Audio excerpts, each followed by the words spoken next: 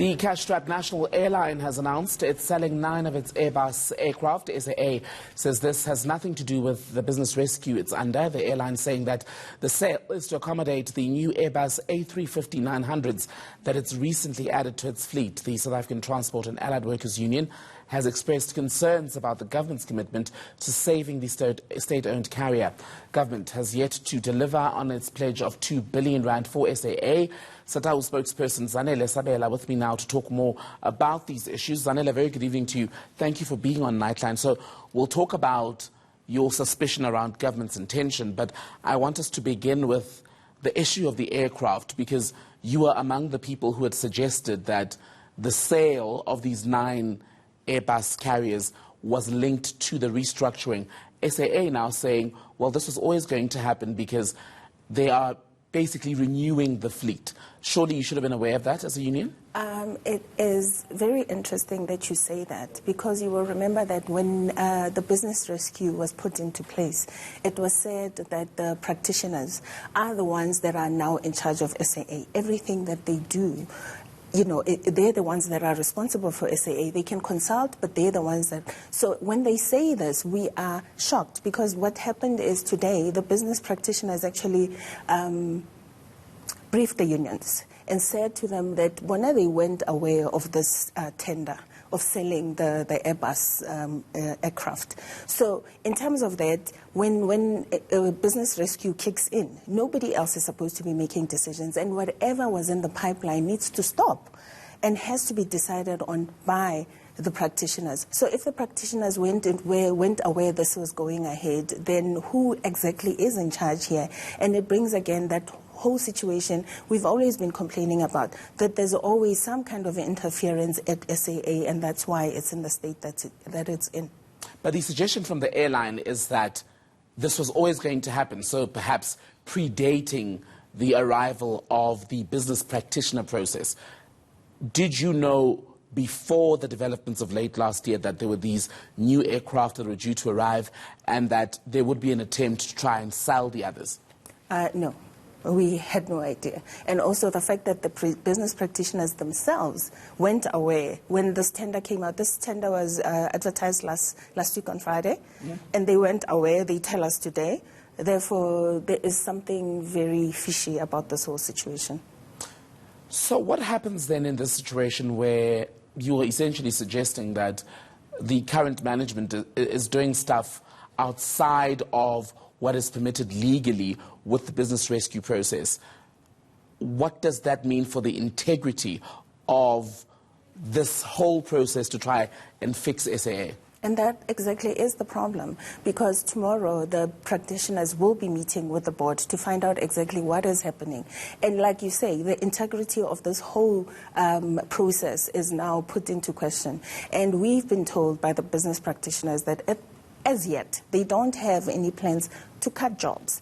So we're happy with that. We're very happy with that. But when there's other things happening in the background that we're all not quite sure about, then it leaves us wondering. Let's move on to the issue of the 2 billion rand that it was supposed to come from government, 2 billion already having come from lenders.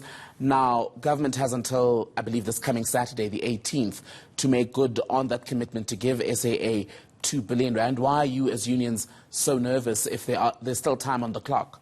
Is there really time on the clock? Well, we have 2 days. when Minister Pravin Gordhan actually announced this business rescue process, he said, from the very beginning, he said 4 billion, and 2 billion would come from private lenders and the other would come from government. And you would have expected that government would have been the first to give the 2 billion. So now we sit, and what's even more concerning is this morning, Minister Tito Mboweni actually said we all should cross fingers that the funding comes through. So we're left wondering, what exactly does that mean? When they talked about the 2 billion, hadn't they found it somewhere? Hadn't they decided how to fund it?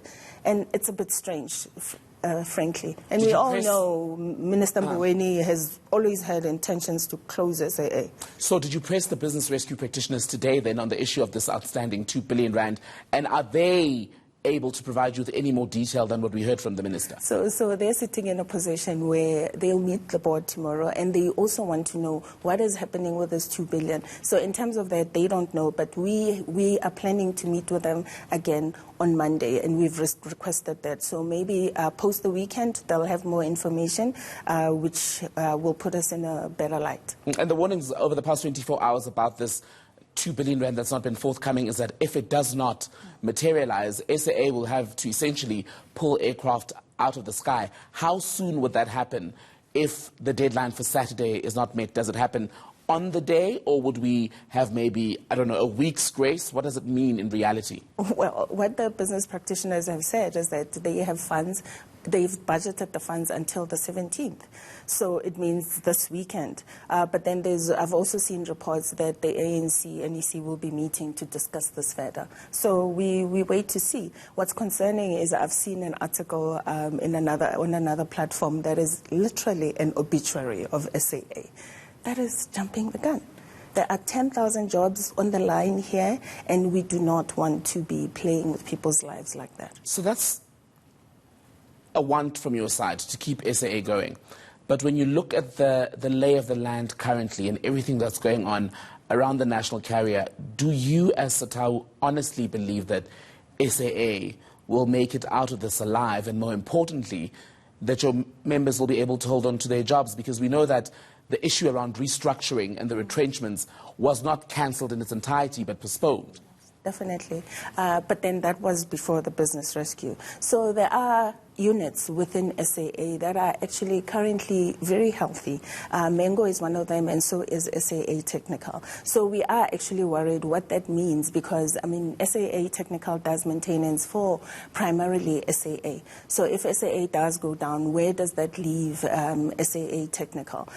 So in terms of that, that's what we want. That's what we would like to see.